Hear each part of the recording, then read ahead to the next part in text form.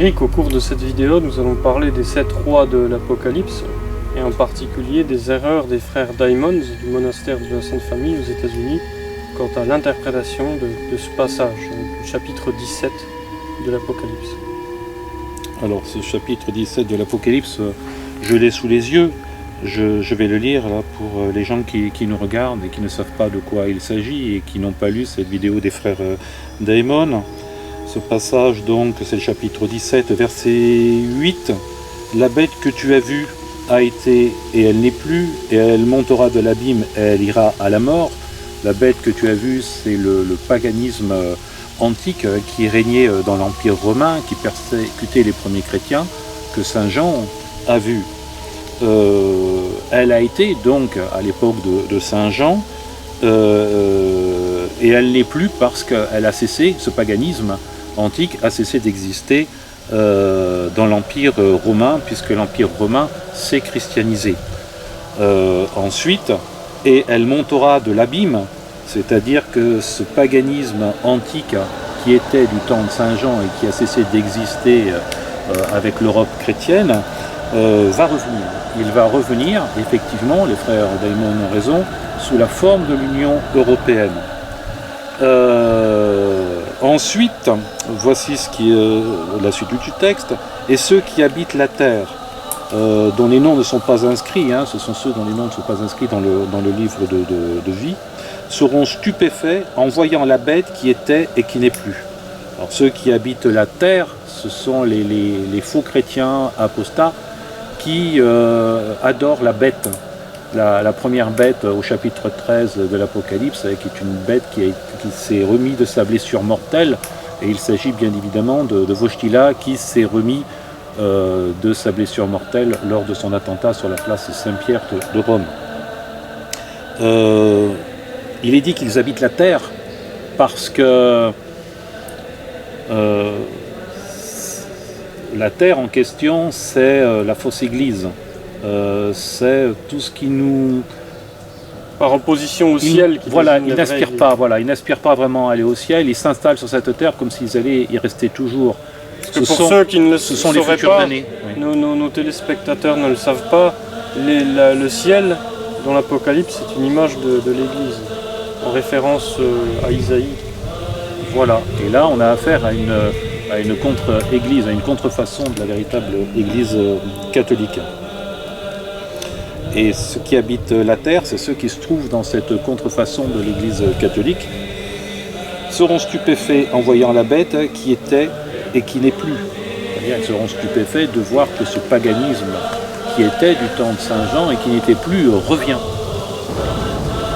Tout en pensant que les pasteurs qu'ils suivent sont de bons pasteurs, alors que ce n'est pas le cas. Et voici le sens qui contient la sagesse. Les 7 têtes représentent 7 montagnes. Un apocalypse, ça fonctionne toujours par énigme. On pose une énigme et ensuite la résolution de l'énigme est donnée. Les 7 têtes représentent 7 montagnes sur lesquelles la femme est assise, et ce sont 7 rois. Alors les 7 montagnes ou collines sur lesquelles la femme est assise, c'est Rome. Et la femme en question qui est assise sur Rome, c'est tour à tour la femme Europe, parce que l'Italie fait partie de l'Union européenne, mais c'est aussi la fausse église de Wojtyla qui se confond avec l'Europe paganisée, qui a son centre spirituel au Vatican.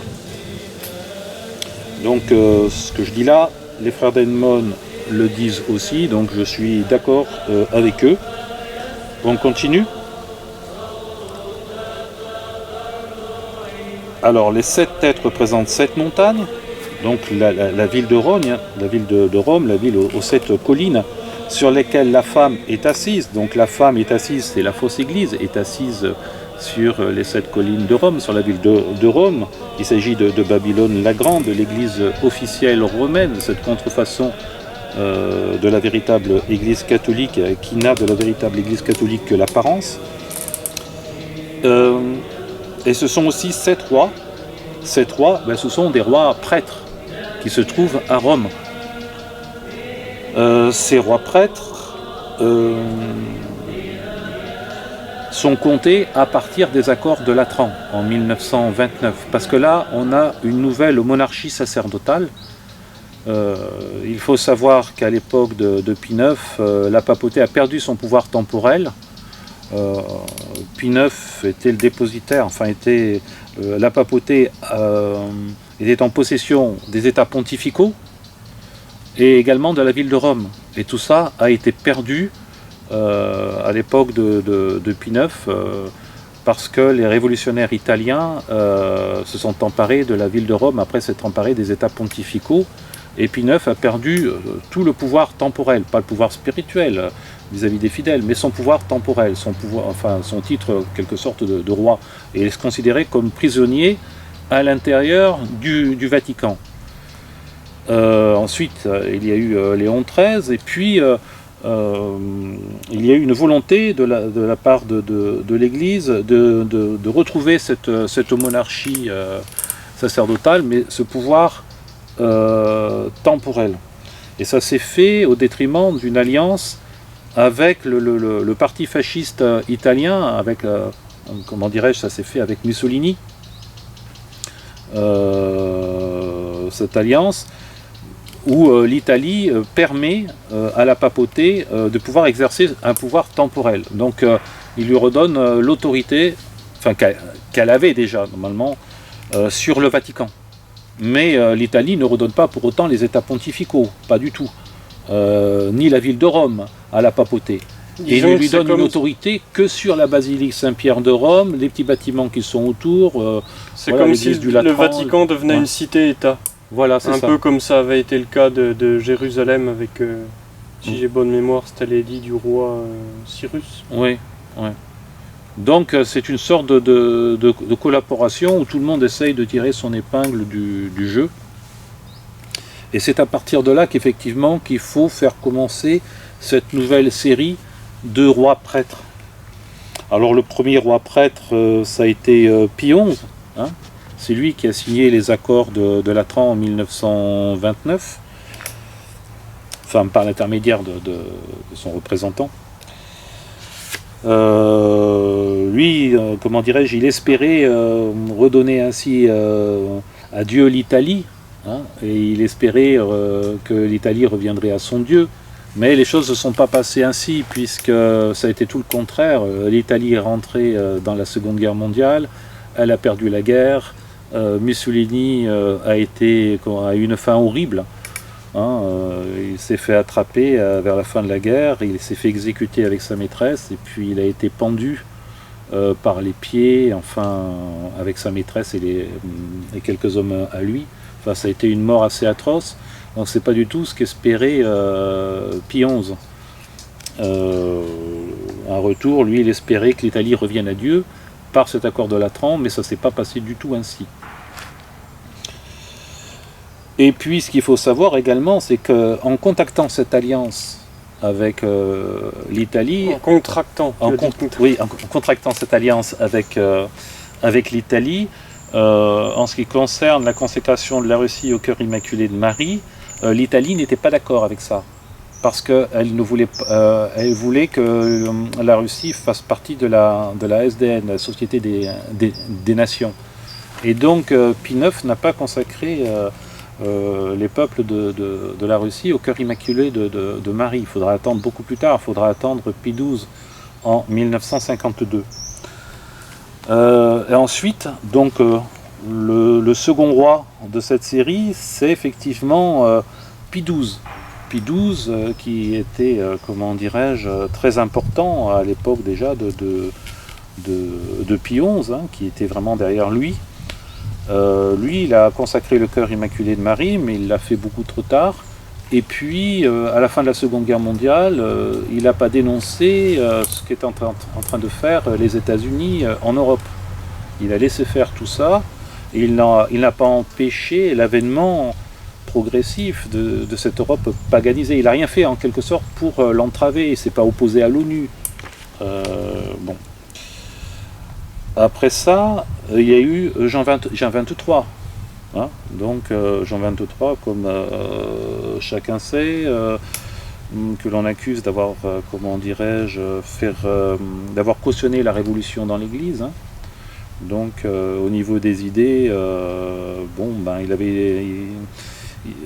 ses idées n'étaient pas très claires. Hein. On va dire, il était assez libéral. Hein. La mentalité de la franc-maçonnerie, il l'avait un peu, quelque part. Bon.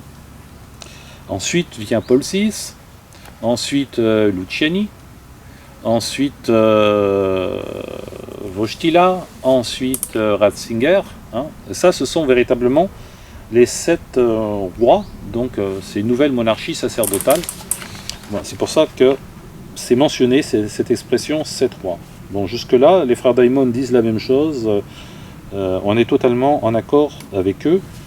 Cette interprétation, d'ailleurs, qu'il s'agisse de rois prêtres occupant de la fonction pontificale, remonte d'ailleurs au XIIIe siècle. Hein. Ce n'est pas une invention des frères Daimon, c'est qu'il faut le savoir. Ils ont eu l'intelligence de comprendre que cette série de rois prêtres commençait avec les accords de Latran. Bon, il est normal qu'au Moyen-Âge, on ne savait pas quel était l'événement qui allait permettre cette nouvelle série, ou de distinguer cette nouvelle série de rois prêtres des autres rois prêtres. C'est normal. Mais avec le recul du temps, on arrive à mieux comprendre avec ce qui s'est passé donc en 1929 et les accords de Latran entre Mussolini et Pie XI, on arrive à mieux comprendre que cette série commence en 1929. Donc là, on est parfaitement d'accord avec les frères Daimon. Les 7 têtes, donc, alors 5 sont tombés. Alors 5 rois sont tombés. Alors les 5 rois qui sont tombés, c'est-à-dire, ça ne veut pas dire nécessairement qu'ils sont morts, ça veut dire que leur règne est terminé.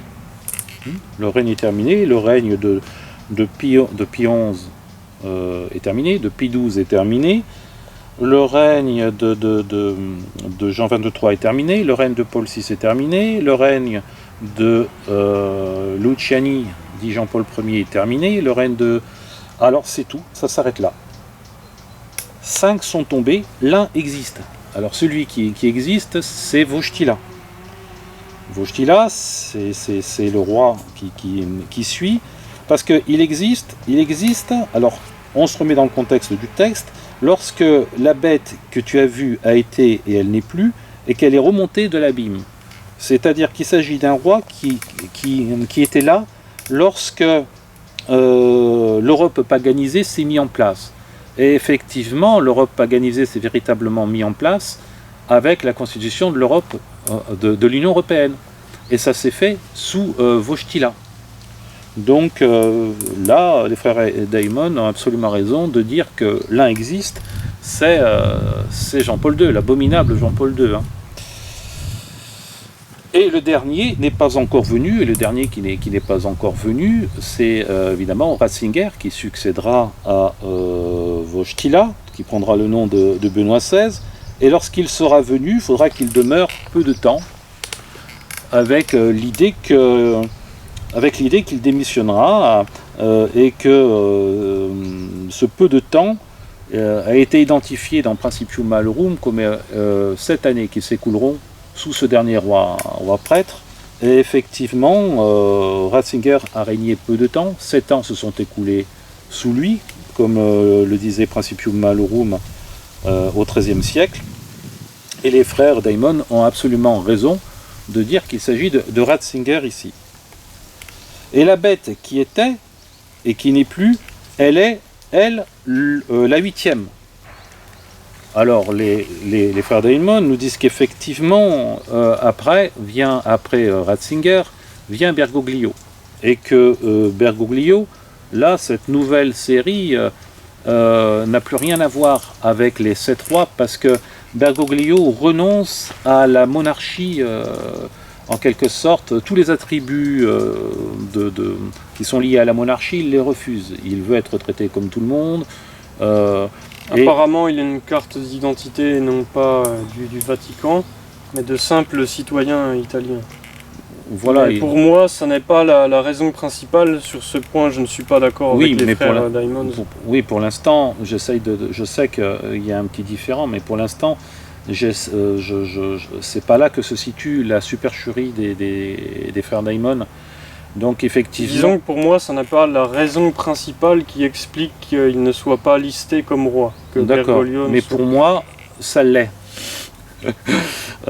Mais c'est pas ça le plus important. Effectivement, après Ratzinger, ça en est fini de la monarchie sacerdotale. Bergoglio, c'est vraiment le rejet de la monarchie, quoi, au sens fort du terme, ce qui fait qu'il est séparé des sept. Et la monarchie sacerdotale, en quelque sorte, donne l'impression de se dissoudre, d'être complètement dissoute. C'est pour ça que les frères Daimon disent que finalement Bergoglio se confond avec la bête, quoi. On arrive là à un autre stade. Jusque-là, je suis assez d'accord avec ce que disent les frères Daimon. Mais ensuite, écoutez ce qu'ils disent. Alors, je poursuis le texte. Donc là, on est au chapitre 11. On est au verset 11 du chapitre 17. Je poursuis. Donc, et la bête qui était, qui n'est plus, elle est, elle, la huitième. Et elle, c'est-à-dire la bête, elle est des sept. Et elle va à la ruine. Alors, l'interprétation des frères Daimon, ça consiste à dire que la bête, elle est des sept collines. Elle est des sept collines parce que c'est la Rome païenne, parce que c'est l'église officielle romaine qui a perdu toute autorité apostolique, c'est la fausse église, etc. Mais lorsqu'on regarde un peu plus attentivement le texte, qu'est-ce qu'il faut comprendre? Et la bête qui était... Alors, je relis l'intégralité du texte, le verset un peu au-dessous. 5 sont tombés. Alors, et voici le sens qui contient la sagesse. Les 7 têtes représentent 7 montagnes, sur lesquelles la femme est assise, et ce sont 7 rois. 5 sont tombés, l'un existe, et le dernier n'est pas encore venu. Et lorsqu'il sera venu, il faudra qu'il demeure peu de temps. Donc là, on voit qu'on parle des rois. Et la bête n'était plus, elle est, elle, la huitième. D'accord? On est toujours dans le cadre des rois. Et elle, la bête, elle est des 7. Mais des 7 quoi? Des 7 rois. Et non pas des 7 collines. Ou du moins, ce que l'on peut reprocher aux frères Daimon, c'est de mettre le mot colline, mais de ne pas envisager l'idée que la bête est des 7 rois. Qu'est-ce que ça veut dire? La bête est des 7 rois. Alors, et elle va à la ruine, ça on peut le comprendre, elle va à sa perdition. Mais elle est des 7 rois, c'est-à-dire que la bête fait partie. Elle est dans le lot des 7 rois. Elle est dans le lot, mais elle n'est pas partout. Hein, c'est comme un loup qui s'est introduit dans la bergerie du Christ. Donc, elle est dans l'eau des 7 rois. Mais où est-ce qu'elle se trouve exactement parmi les 7 rois? Alors, là où la supercherie des frères Daimon consiste à dire qu'elle se trouve dans la série des 5 rois. Et oui, parce qu'ils considèrent que dans les 5 rois, Jean 23 n'est pas pape, c'est un antipape. Donc, c'est une bête. Ils considèrent que Paul VI n'est pas pape, donc c'est une bête, et que Luciani est une bête également. Donc eux, la bête qui est du nombre des 7, ils la voient dans le nombre des 5. C'est là qu'il y a quelque chose qui ne va pas. Mais moi, ce qui m'intéresse, c'est pas ce que pensent les frères Daimon. Moi, ce qui m'intéresse, c'est ce que nous dit notre Seigneur Jésus-Christ. J'aimerais juste faire une parenthèse à ce stade. Il y a déjà ces vacantistes particulièrement extrêmes qui ont tiré argument de ce passage de l'Apocalypse pour dire que depuis Pie XI, il n'y a plus de pape légitime. Ils ont dit que les accords du Latran étaient une hérésie, et donc depuis Pie XI, il n'y avait plus de pape légitime. C'est le site Our Lady of Resistance. Mais je ne suis pas sûr qu'ils soutiennent toujours cette théorie, mais par un moment, ils ont soutenu cette oui, c'est encore théorie. Plus aberrant que la position des frères Daimon, parce que les frères Daimon reconnaissent que Pie XI est un vrai pape, que Pie XII est un vrai pape. Et il y avait déjà des personnes, même sans se fonder sur ce passage, qui disaient que les accords du Latran étaient une hérésie, et donc que depuis Pie XI, il n'y avait plus de pape légitime. Alors ensuite, voici ce que nous dit notre Seigneur. Hein. Il nous dit, la bête, elle est des 7 rois. Mais où elle se trouve? Eh bien, c'est facile. Il y a une séparation entre les 5 rois qui sont tombés et les 2 derniers rois. Eh bien, la bête, elle est dans les 2 derniers rois. Et c'est pour ça qu'il y a cette séparation. Elle est dans la bête elle est dans le, comment dirais-je, dans celui qui existe, et elle est également dans celui qui n'est pas encore venu. Pourquoi ? Parce qu'il faut se référer à ce qu'a dit notre Seigneur Jésus-Christ au chapitre 13, où il est parlé de deux bêtes. Une bête, donc, qui va être blessée, hein, qui va se remettre de sa blessure, et qui est Vostila. Les frères Daimon ont totalement raison là-dessus. Et une autre bête, qui est la bête de la terre, qui va faire adorer la bête qui a été blessée. Et il s'agit de Ratzinger qui va faire adorer Vostila, qui était la bête qui était blessée. Et avec la fausse canonisation. Avec la pseudo-canonisation de Vostila, réalisée par Bergoglio, mais en aval avec Ratzinger, parce que Ratzinger, lui, se livre à une pseudo-béatification, mais après ça, la pseudo-canonisation n'est plus qu'une question de formalité. Donc c'est vraiment Ratzinger qui une forme d'idolâtrie pousse à faire adorer Vostila, oui, ce qui est une forme d'idolâtrie. C'est un réprouvé probable, on va dire, qui est mis sur les autels, donc il s'agit d'une forme d'idolâtrie parce qu'on rend un culte à un monstre d'iniquité. Voilà. À un monstre d'iniquité, à une personne qui n'est pas pape. Alors je continue. Donc notre Seigneur nous dit que cette bête, alors voilà, la bête, elle est des 7. Alors où est-ce qu'elle est ? Et le texte nous répond, elle est dans l'un qui existe, et elle est dans le dernier qui n'est pas encore venu. Notre Seigneur Jésus-Christ ne nous dit pas que la bête, elle est dans les 5. Il ne dit pas ça.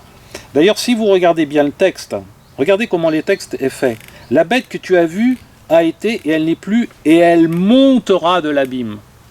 Et elle monte du temps de Vostila, hein, lorsque un existe. Or, les sept rois en question, est-ce qu'ils montent ? Non, ils sont tombés. Donc s'ils sont tombés, c'est qu'ils ne font plus partie de la bête. La bête, pour notre Seigneur Jésus-Christ, c'est essentiellement en la personne de Vostila et en la personne de Ratzinger. Et il y a une 8e, évidemment, et cette 8e est extrêmement mauvaise également, cette tête-là, cette bête, parce qu'elle succède aux 2 premières bêtes. Alors, aux 2 précédentes. Voilà, aux 2 précédentes. Donc voilà. la 6e et la 7e. Voilà. Donc on voit bien que les 5 bêtes qui sont tombées la bête ne peut pas être dedans, puisque la bête monte. Hein. Vous ne pouvez pas être à la fois dans un ascenseur qui descend et en même temps monter, c'est pas possible. Qui c'est qui est dans l'ascenseur qui monte ? Eh bien c'est celui qui existe. Et puis c'est celui qui va régner peu de temps. Et puis c'est aussi comment dirais-je, la 8e bête. Là, tout ce monde-là est dans un ascenseur qui monte. Ce qu'il faut savoir également, c'est que 5, c'est le nombre de la grâce divine, c'est la caractéristique de l'homme, mais de l'homme sans l'animal, débarrassé du côté animal. Hein, c'est le symbole de l'homme Dieu avec les 5 plaies. C'est le symbole aussi de notre Seigneur Jésus-Christ avec les 5 plaies. C'est pour ça qu'on dit aussi que c'est le nombre de la grâce, mais c'est aussi un nombre associé à l'homme en général. L'homme, il a 5 doigts à la main, il a 5 doigts aux pieds, c'est aussi les 5 sens, le toucher, le goût, l'odorat, l'odeur, la vue. Il y a aussi 5 os qui forment la métacarpe, etc., etc. Donc le chiffre 5, c'est en fait, dans la science des nombres, le chiffre de l'homme, et l'homme débarrassé de son aspect animal, de son aspect bestial. Alors c'est là que ça ne va plus, l'interprétation des frères Daimon, parce que les frères Daimon, ils disent oui, Paul VI, c'est une bête, Jean 23, c'est une bête, Luciani, c'est une bête, mais là, curieusement, il n'y a plus aucun passage de l'Apocalypse qui le dit. Ils n'essayent pas de fonder ce qu'ils disent par des passages de l'Apocalypse. Là, ils arrivent à montrer. Voilà les passages où Vostila est présenté comme une bête. Hein, c'est terrible. Voilà les passages qui nous présentent que Ratzinger est présenté comme une bête dans l'Apocalypse. Mais ils ne nous disent pas les passages où Paul VI est présenté comme une bête, où Jean 23 est présenté comme une bête, et Luciani est présenté comme une bête. Luciani, pourquoi ferait-il partie des 5 ? Parce que c'est un antipape. de notre point de vue, qui partageons l'idée que Paul VI est toujours en vie et va revenir. Ce qu'il faut bien comprendre, c'est que dans notre position, Luciani, c'est vrai, est un antipape. Il fait partie des 5 rois, des justes. Il fait partie des justes parce qu'il est mort martyr. S'il a été assassiné, ce n'est pas du tout comme les frères Daimon le disent, parce que il aurait voulu, comment dirais-je, enquêter sur la Banque du Vatican, et voulu se débarrasser de ceux qui dirigeaient de la Banque du Vatican. C'est pas ça. On fait partie de ceux qui pensent qu'il a été assassiné parce qu'il était au courant de la survivance de Paul VI. Et donc il a été illuminé essentiellement pour ça. Donc il fait partie des justes, c'est-à-dire que les 5, donc je récapitule, Pie XI, Pie XII, Jean XXIII était mauvais, mais on fait partie de ceux qui pensent que ce que disent les démons dans les révélations en cours d'exorcisme ont raison, et ces révélations nous présentent un Jean XXIII qui, sur son lit de mort, je veux dire, est mort en état de grâce, et il aurait même demandé à arrêter le concile, etc. Paul VI également fait partie des justes, et Luciani, voilà notre point de vue. Et lorsqu'on regarde les Saintes Écritures, eh bien, il semblerait quoi? Il semblerait que notre Seigneur Jésus-Christ nous conforte dans notre position, et non pas dans la position des frères Daimon. Voilà, je pense que j'ai dit l'essentiel. Alors, il y aurait énormément de choses à dire, parce que moi, on m'a émis une objection en me disant oui, comment se peut-il que dans les 7 têtes qui sont des rois, comment tu peux y voir de vrais papes à l'intérieur, puisqu'il est écrit. Alors il faut savoir que les frères Daimon, ils voient dans ces 7 têtes de vrais papes, ils y voient Pie XI et Pie XII. Mais moi, on me fait cette objection, comment peux-tu y voir de vrais papes, puisqu'il est écrit ceci au chapitre 13. Alors, je reprends le chapitre 13, verset 1, et j'ai vu une bête qui montait de la mer. Dans cette bête qui montait de la mer, c'est le paganisme antique qui existait dans la Rome antique. Donc ce paganisme revient. Et, il a 7 têtes. Ces 7 têtes, c'est effectivement les 7 rois de Rome, les 7 rois prêtres après les accords du Latran. Et 10 cornes, et sur ces cornes, 10 diadèmes. Là, ces 10 cornes, c'est les 10 rois de l'Antéchrist, ce sont les dirigeants de cette Union européenne, de cette Europe paganisée qui a son centre spirituel au Vatican. C'est les dirigeants de cette Union européenne, en quelque sorte. Ce sont nos dirigeants à nous, ces 10 cornes. Et sur ces têtes, donc sur ces 7 têtes, des noms de diadèmes. Des noms blasphèmes. Des noms de... J'ai fait un lapsus. Des noms de blasphème. Voilà, donc ce que ces personnes ont objecté, parce que tu as mis du temps, Eric, à accoucher un peu de... Oui. Donc pour résumer, c'est normal. Ce que ces personnes objectent, c'est qu'il y ait à la fois des papes légitimes et des antipapes dans les 7 têtes, et qu'en même temps il a dit que les têtes portent des noms de blasphème. Alors comment est-ce qu'il peut y avoir des papes légitimes, disent-ils, s'il y a des noms de blasphème? C'est l'objection que les gens posent souvent, et moi-même c'était l'objection que je m'étais faite au départ quand j'avais pris connaissance de cette théorie. Donc je laisse... Alors ce qu'il faut savoir, c'est que cette bête qui montait de la mer, qui a 7 têtes, 10 cornes, et sur ces cornes 10 diadèmes, et sur ces têtes des noms de blasphème, c'est déjà la bête constituée, c'est déjà l'Europe paganisée qui a triomphé. Et elle triomphe avec quoi? Elle triomphe avec des têtes qui ont des noms de blasphème. Alors ça fait référence à cette histoire de noms de blasphème, ça fait référence à la grande courtisane au chapitre 17. Vous savez, sur la grande courtisane, sur son front, un nom était écrit. Mystère, la Babylone, la grande, mère des fornications et des abominations de la terre. Et ça fait référence parce que les grands prêtres sous l'Ancienne Alliance portaient une tiare, et sur cette tiare, il y avait le nom de Yahvé. Il y avait uniquement les consonnes, pas les voyelles. ils avaient ça et portaient le nom de Dieu sur le front. Et la grande Babylone, maudite de l'Apocalypse, ce qu'elle porte, c'est, disons les mots, hein, c'est putain, quoi. C'est mère des fornications et des abominations de la terre, c'est-à-dire elle s'est ouverte à toutes les fausses religions, hein, toutes les idoles. Et là on voit bien le communisme satanique qui s'est produit avec, parce que Babylone, avec Wojtyla, Ratzinger et Bergoglio. Babylone, c'était la capitale du paganisme antique, comme l'est devenue ensuite Rome. Et justement, la Rome moderniste actuelle est à l'image de ce qu'était Babylone et Rome. Voilà, avec son panthéon de toutes les religions qui se trouvaient à Rome. C'est-à-dire que quand Rome arrivait à, comment dirais-je, à conquérir une tribu, à vaincre un peuple, ils s'appropriaient leur dieu et ils le mettaient dans leur panthéon pour devenir plus forts. Hein? Donc eux aussi ils faisaient ça. Et ben cette Rome antique, elle revit dans cette Babylone maudite de l'Apocalypse, qui est le Vatican actuel, avec son ouverture pour toutes les fausses religions et toutes les idoles.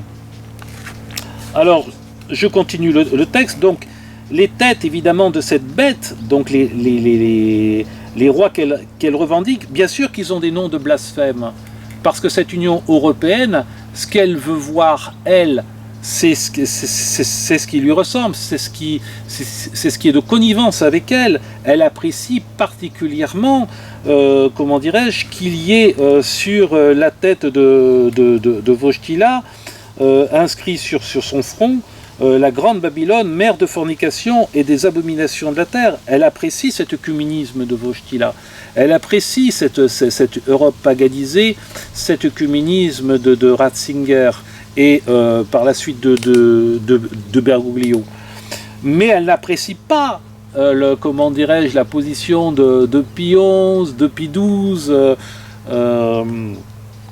et donc évidemment, vu du ciel, cette grande bête qui est abominable, ben le Seigneur, qu'est-ce qu'il voit? Il voit cette tête, et c'est cette tête, comment dirais-je, c'est aussi des têtes que revendique cette bête. C'est-à-dire que cette bête ne veut voir, comment dirais-je, dans cette fausse papauté, que ce qui lui ressemble, que ce qui va dans son sens. Vous voyez, cette bête, elle ne veut pas avoir sur elle quelque chose qui fasse penser à notre Seigneur Jésus-Christ. Elle veut avoir sur elle quelque chose qui fait penser à Babylone, qui fait penser à son paganisme d'autrefois. Et c'est pour ça qu'il est dit que ces têtes ont des noms de blasphème. Mais ensuite, notre Seigneur Jésus-Christ va nous préciser, donc au chapitre 17, où se situe la bête dans le nombre de ces 5 rois. Et il nous fait comprendre que cette bête qui est dans le lot des 5 rois ne se trouve que dans un qui existe, c'est-à-dire en la personne de Wojtyla, et tu as dit dans le lot des 5 rois, dans le lot des 7 rois. Voilà. Il nous précise que ça se trouve dans un qui existe, c'est-à-dire Wojtyla, et dans la personne de Ratzinger. C'est la précision que notre Seigneur Jésus-Christ nous donne. Donc en fait, tout part de là, la critique que je fais au frère Daimon, tout part de ce petit bout de phrase de rien du tout.